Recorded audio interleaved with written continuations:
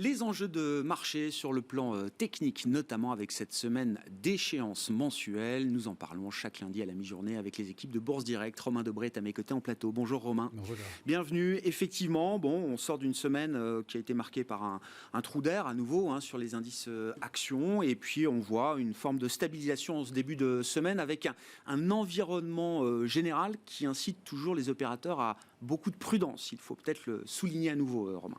Oui, manifestement, c'est ce qui permet au marché de tenir dans l'immédiat. Peut-être ce qui repousse, en tout cas, le risque d'une accélération baissière marquée. Une accélération baissière, c'est possible à tout moment dans ce contexte de marché, évidemment. Mais le consensus, tant du côté des options, qui indique que les portefeuilles sont toujours couverts, ils le sont toujours déjà sur l'échéance à venir du mois de mai, montre que les opérateurs sont prudents. La volatilité en témoigne aussi. On a une volatilité assez haute sur l'indice parisien, au-delà de 29 autour de 29 sur mai, toujours. Elle est un peu plus détendue aux États-Unis, aux alentours de 22, mais ça reste quand même des niveaux de volatilité qui montrent un peu de méfiance. Et puis le consensus global qui se demande, et à juste titre, comment font les marchés pour tenir sur ces niveaux, compte tenu du contexte général. Donc, oui, de la méfiance. Et une situation un peu paradoxale avec des vendeurs qui ont un peu pris la main en termes de position spéculative sur le futur CAC 40, puisqu'on a vu la création, l'ouverture et le renforcement de la position nette spéculative contre 6730, 6740 points, qui était la borne haute d'un grand trading range, depuis lundi dernier à peu près, et donc qui est une position qui est à la faveur des vendeurs.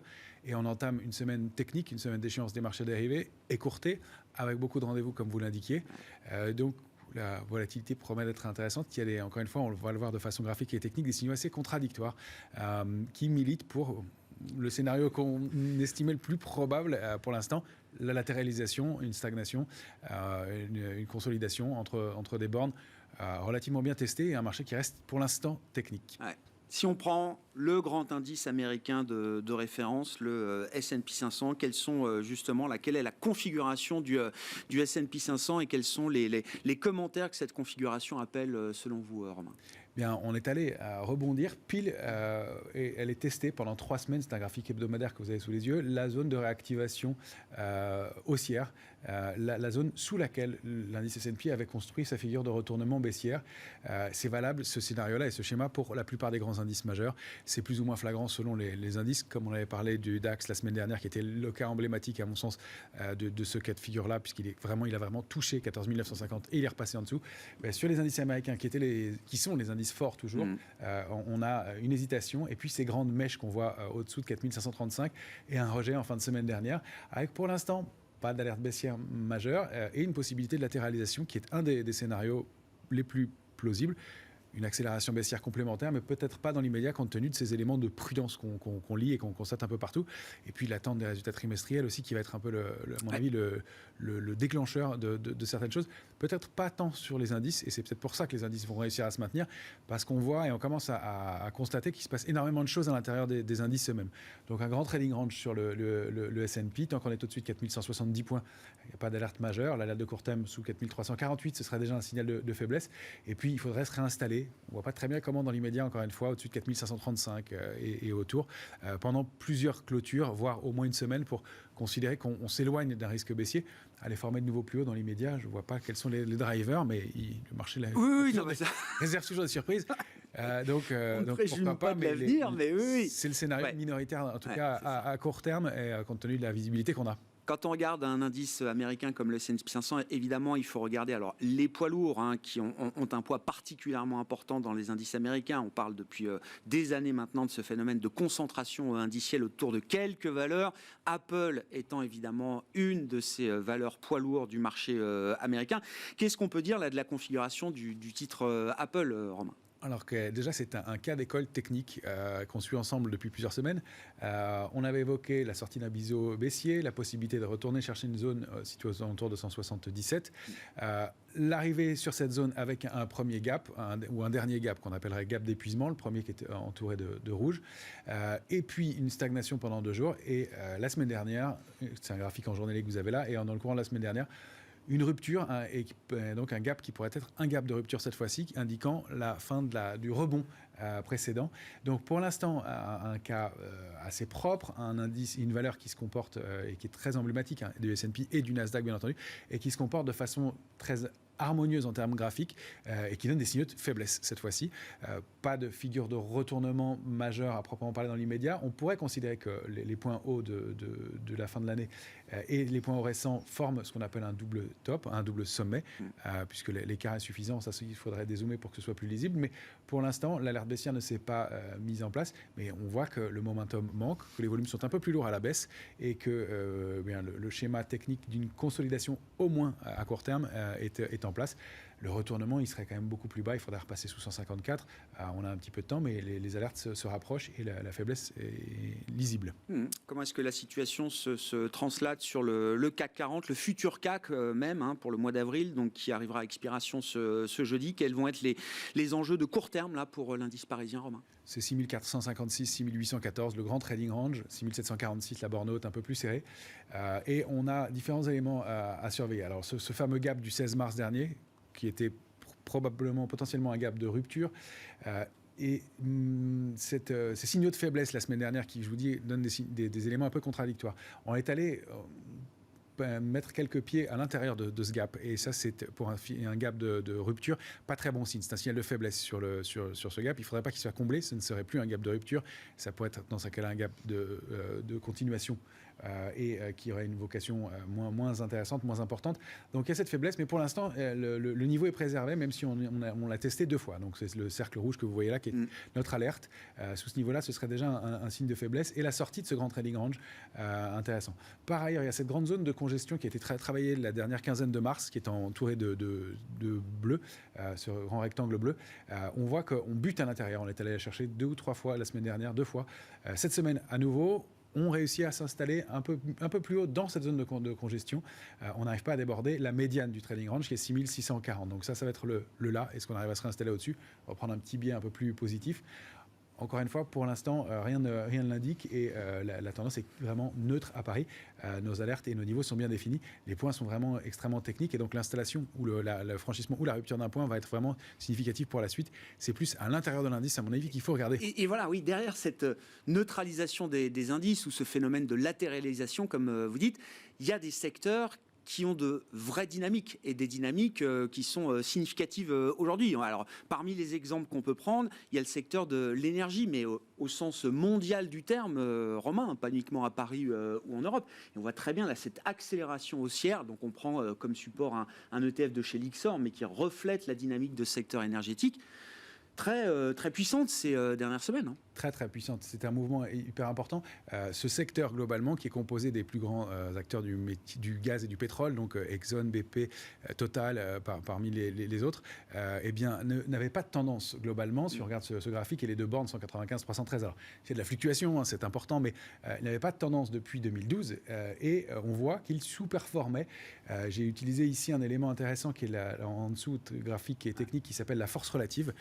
C'est un outil très simple mais qui marche très bien en analyse graphique qui permet de détecter les grosses tendances. Petit point de technique, mais dans le marché, on n'essaie pas de deviner en analyse graphique ce qui va se passer, même si parfois c'est assez surprenant en valeur prédictive, mais on essaie de détecter ce que font les grosses mains.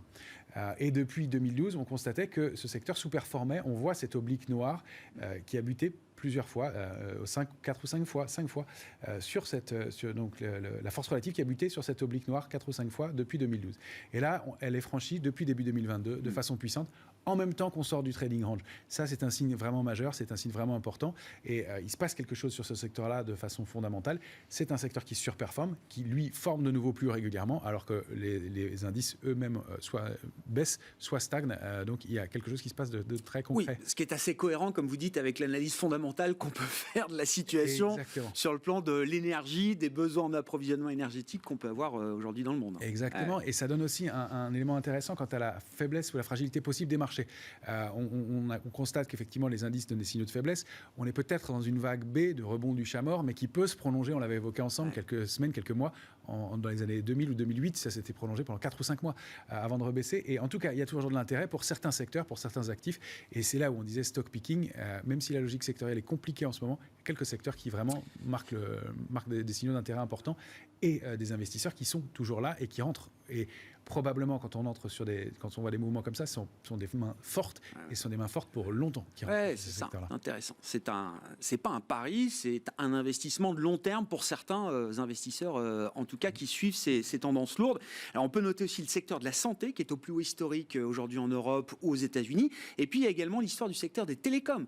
Là aussi, alors, secteur très défensif, avec du dividende, donc qui rassure d'une certaine manière les investisseurs actions. Le secteur des télécoms fait partie des secteurs forts aujourd'hui. Oui, il l'est aussi. On aurait pu utiliser la force relative qui en indiquait de la même façon. J'ai simplifié le graphique.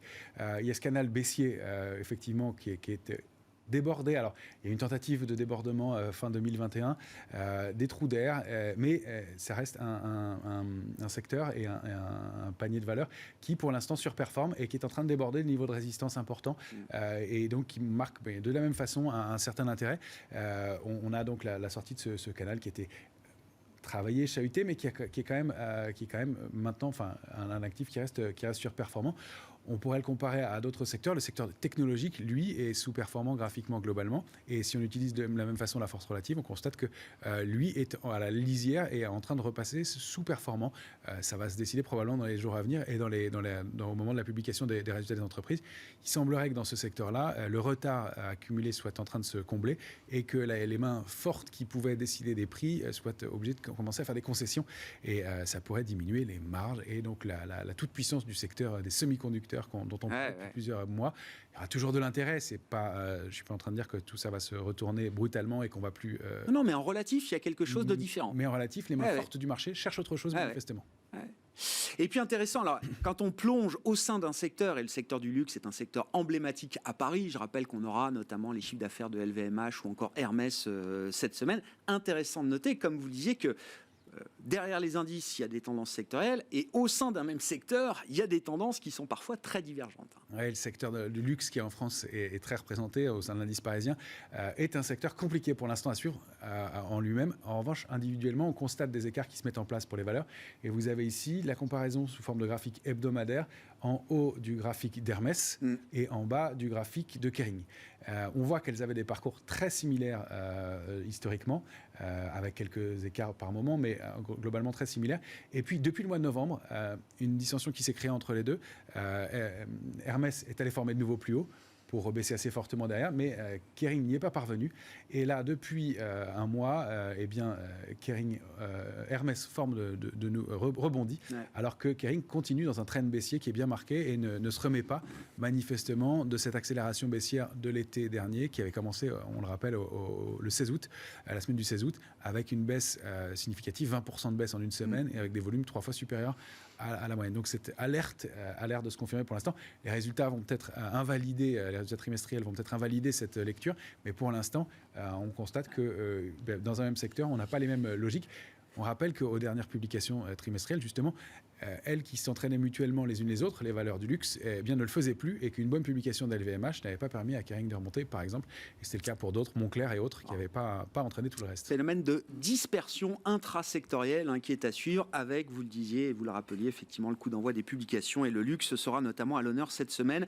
Semaine qui sera marquée par l'échéance avancée d'un jour. Donc on se retrouve jeudi à 17h avec les autres sorciers pour l'échéance mensuelle du mois d'avril sur les marchés dérivés. Romain Debré avec nous chaque lundi à 12h30 pour le plan de trading, membre de la cellule Info d'Experts de Bourse Direct.